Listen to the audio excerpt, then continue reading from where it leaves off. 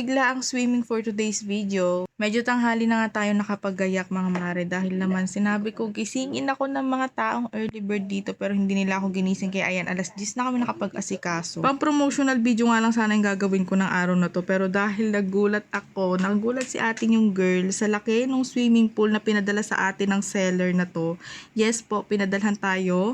Ayan, another thank you Lord, thank you sa pagtitiwala sa ako. Naging Bisaya pa nga. Anyway, yun nga, pinadalhan nila tayo ng kanilang inflatable pool and with pump na po yung pinadala nila sa atin na size 3.5 meters. Ang laki na ito mga maray, sinasabi ko sa inyo, kung gusto nyo ng inflatable pool na pwede, Diyos mo, ang hirap mag-voice over kapag gising pa yung batang maingay. Anyways, yun na nga dahil hindi siguro makulayan yung laging mga drawing na ayaan ng barkada at ng pamilya na swimming. Ito na po, kinulayan na po. Ayan, kukulayan na natin yan ng napakagandang color blue charot. By the way, itong set na meron ako mga mara is 1,323 lang yan. Meron ka ng 3.5 meters sa inflatable pool. Meron ka pang pump na kasama. So, mas pinadali yung buhay. Hindi nyo na kailangan magbomba-bomba. Ito ay isasaksak nyo na lang and then i-on and then ayun, mahahangin na ang inyong pool. At yung mini portable pump nila guys ay hindi lang basta pump, pwede rin itong gamitin pang deflate ng pool or yung pang tanggal ng hangin kapag tapos yun ang gamitin. O di ba mga auntie ko sulit, hindi kayo makakabili ng 3.5 meters na pool na 3 layers with pump pa sa mall ng 1,323 lang. Aba, sinasabi ko sa inyo, mag-check out na kayo sa link ko. So going back, napili ko nga na dito mag-film sa bakuran ni Papa kasi mas malawak compared dun sa amin and may aso kasi dun sa amin yung balahibo baka mapunta sa pool and alam nyo na, ingat-ingat lang din. At dahil tanghali na nga tayo nakapag-set up, parang hindi tayo makakapag-swimming kung aasahan natin yung tubig lang nun sa host si Papa. Kaya naman ito, nagsahod na rin kami dito sa amin para masupadali ang buhay. Dito kasi sa amin guys is nagpapatay ng tubig tuwing alauna ng tanghali. Yes, nagpapatay ng tubig kaya biruin mo mga time na yan is alas 11 na. Oh, yung pool wala pa as in just main, wala pang first layer. Tinangalang kamo yung anak ko may kusa at ay nagsasalin siya ng tubig. Huy, hindi nyo kaya yan. Buti na nga lang bago sumapit ang alauna ay naabot natin ang rurok ng second layer. Hindi naman halatang excited ang batang maliit, dala-dala na ang kanyang beach ball. Bale, ito na nga yung last na hatid ng tubig doon ni Josawa dahil wala na nga tubig dahil. Huy, nakakatuwa nga rin at nakikisama ang panahon. Talaga namang tirik na tirik yung araw, perfect magbabad sa tubig. Medyo malayo-layo nga lang yung hakutan namin ng tubig pero okay lang, kiber lang, basta makaligo. Hindi ko nga lang na-videohan yung pagpasok ni Riri sa pool dahil akala ko plinay ni Josawa yung camera or yung video. Tapos akala naman ni Josawa, ipinindot ko na rin. Diyos ko, ang gulo naming dalawa. Sayang kasi yung moments mga may, sobrang tuwang-tuwa siya nung yung nilalagay namin siya sa pool, kung nakita nyo lang. Mga kang tao, punipunukin yan. Tingin ko nga dito mag-enjoy. May ano ko dito. Nakakalipi ka kanina eh, no? May ebidensya ko dito, ikaw mag-enjoy Taga dito. nandito nga lang ko yan eh. Ha? Tangoy ka ba dyan, papo? Lady, diet! Sit! Kasi yung kulit ako. Barkada dyan. Pinapromote niya, ay dami yung tumitingin. Ate Sara. Pinili ko nito, baba ko ng alog na pag-ikot.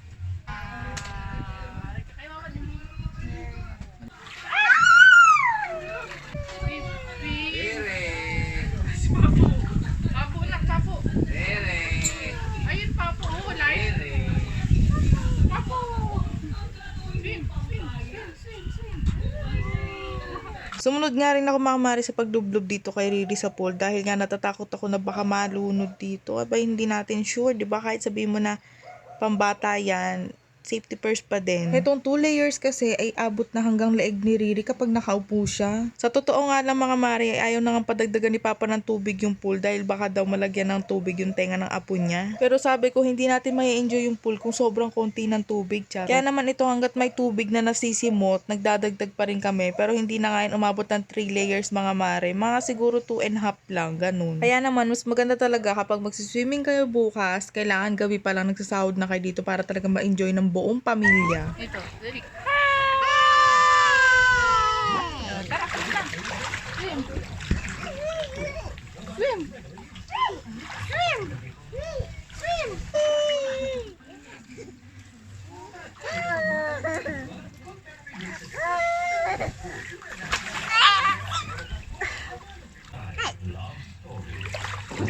We like swimming. We like swimming. Do you like swimming? Okay, let's go swim. Woo!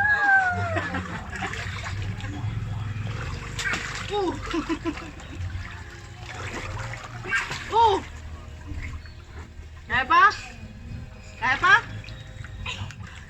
Sa sobrang lawak ng pool na to para sa mga bata ay ewan ko na lang kung hindi sila mahilo magpaikot-ikot talaga dito. Sa lapad nga na meron to, ang tansya ko ay 3 hanggang 4 na adults ang kasya dito, depende sa size ng adult ha. Masasabi ko talaga na swak siya pang pamilya. Lalo na kung kayo yung tipo ng taong gusto everyday nagbababad sa tubig, abay pwede to pang on the go. Diba? Hindi na kayo mahasal pupunta everyday sa mga resort para lang magbabad ng tubig. Diyos ko, mag-ipon lang kayo dito talaga.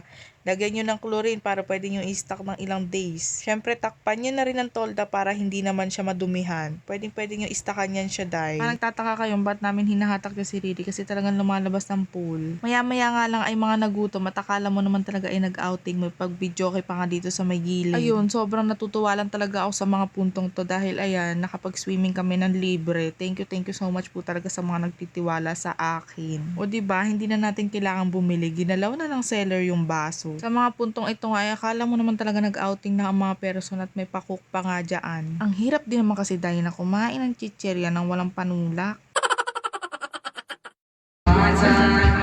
Doing things I wanna do, but the best approve all alone. Try out. Ano ba yung kanukanta ko? Syempre mga ante, hindi pwedeng yung matanda lang ang may panulak. Si Riripot din. The only place sound that I needed to serve. She looks so happy. Nakakatuwa nga lang mga mare na dahil sa pool na to kahit papaano is naramdaman naman namin yung salitang outing. Lagi na lang kasing hindi natutuloy ang ayaan ng barkada at ng pamilya. Kaya naman ito buti na lang pinadalhan tayo konti. Nga ang swimming na naman ng 2024 ko, charot. Madalas kasi hindi nagkakasabay sa schedule or minsan naman yung mga budget ang hindi nagkakasabay. Uy, aminin, hindi tayo mayaman. Nung mga oras na to nga mga mare, alas 4 na ng hapon, balik ni Riri to sa pool kasi umahon na siya kanina, binihisan ko na. Ayun, nag-swimming ulit siya kasi nag-swimming yung papa niya. Kaya nga ako ni Josawa dyan na mag-swimming din daw dahil ang KJ ko daw. Sabi ko kasi kanina inaaya kita, hindi ka rin sumasabay, ang KJ mo din. Ang ending, panalo ako. Syempre, babae ako. Of course, mananalo ako, charot. Pwera biro ba naman kasi malamig na kasi ng mga panahon na yan dahil iba yung hangin. Malamig yung simoy ng hangin dito sa Kalamba. Kung hindi nga lang talaga bet na bet ni Riri na magtampisaw ulit dito sa pool, hindi ko na yung papayagan. Pero kahit nga nangangatal na, ayaw pa rin umahon. O diba, patigasan na lang talaga kahit namumutim na ang kanyang mga kuko at ang kanyang labi. Riri!